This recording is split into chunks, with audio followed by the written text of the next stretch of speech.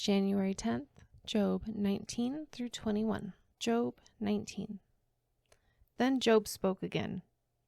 How long will you torture me? How long will you try to crush me with your words? You have already insulted me 10 times. You should be ashamed of treating me so badly. Even if I have sinned, that is my concern, not yours.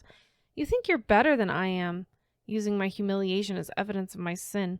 But it is God who has wronged me, capturing me in his net. I cry out, help, but no one answers me. I protest, but there is no justice. God has blocked my way so I cannot move. He has plunged my path into darkness. He has stripped me of my honor and removed the crown from my head. He has demolished me on every side, and I am finished. He has uprooted my hope like a fallen tree. His fury burns against me. He counts me as an enemy. His troops advance. They build up roads to attack me. They camp all around my tent. My relatives stay far away, and my friends have turned against me. My family is gone, and my close friends have forgotten me. My servants and maids consider me a stranger. I am like a foreigner to them. When I call my servant, he doesn't come. I have to plead with him. My breath is repulsive to my wife. I am rejected by my own family.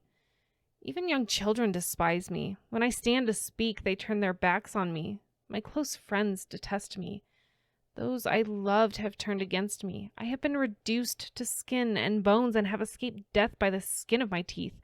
Have mercy on me, my friends, have mercy, for the hand of God has struck me. Must you also persecute me like God does?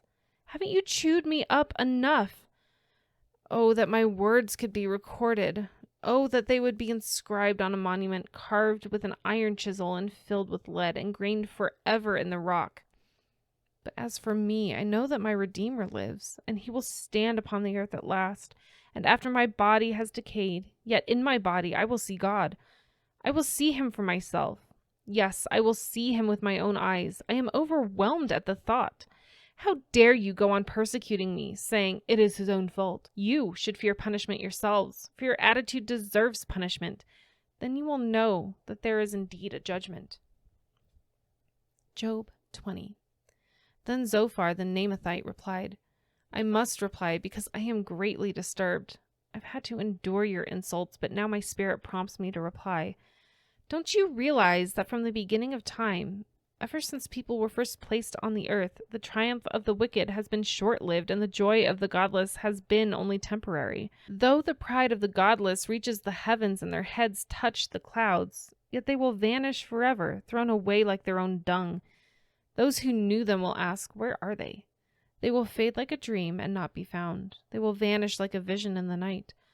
Those who once saw them will see them no more. Their families will never see them again. Their children will beg from the poor, for they must give back their stolen riches. Though they are young, their bones will lie in the dust.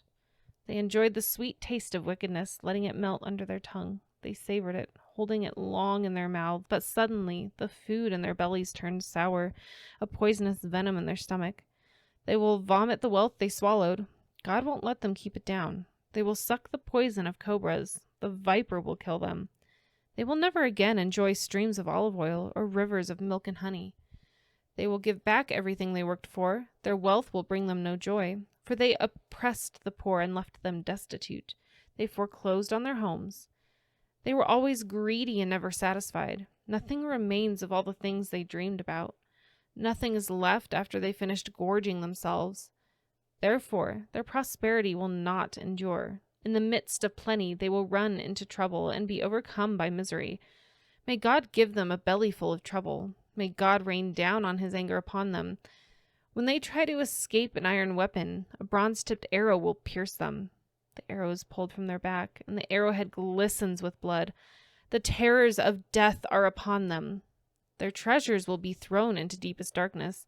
A wildfire will devour their goods, consuming all they have left. The heavens will reveal their guilt, and the earth will testify against them. A flood will sweep away their house. God's anger will descend on them in torrents. This is the reward that God gives the wicked. It is the inheritance decreed by God. Job 21.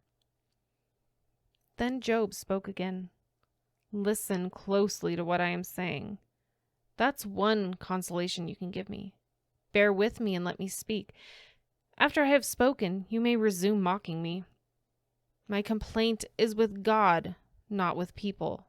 I have good reason to be so impatient. Look at me and be stunned. Put your hand over your mouth in shock. When I think about what I am saying, I shudder. My body trembles.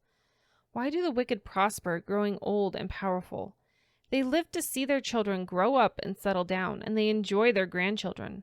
Their homes are safe from every fear, and God does not punish them. Their bulls never fail to breed. Their cows bear calves and never miscarry. They let their children frisk about like lambs. Their little ones skip and dance. They sing with tambourine and harp. They celebrate to the sound of the flute.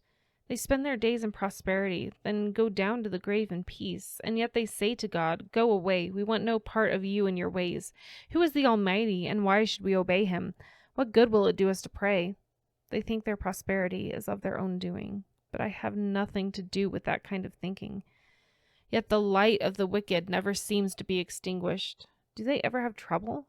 Does God distribute sorrows to them in anger? Are they driven before the wind like straw? Are they carried away by the storm like chaff? Not at all. Well, you say, at least God will punish their children. But I say he should punish the ones who sin so that they understand his judgment. Let them see their destruction with their own eyes. Let them drink deeply of the anger of the Almighty, for they will not care what happens to their family after they are dead. But who can teach a lesson to God, since he judges even the most powerful? One person dies in prosperity, completely comfortable and secure, the picture of good health, vigorous and fit. Another person dies in bitter poverty, never having tasted the good life. But both are buried in the same dust, both eaten by the same maggots. Look, I know what you're thinking. I know the schemes you plot against me. You will tell me of rich and wicked people whose houses have vanished because of their sins. But ask those who have been around, and they will tell you the truth. Evil people are spared in times of calamity and are allowed to escape disaster. No one criticizes them openly or pays them back for what they have done.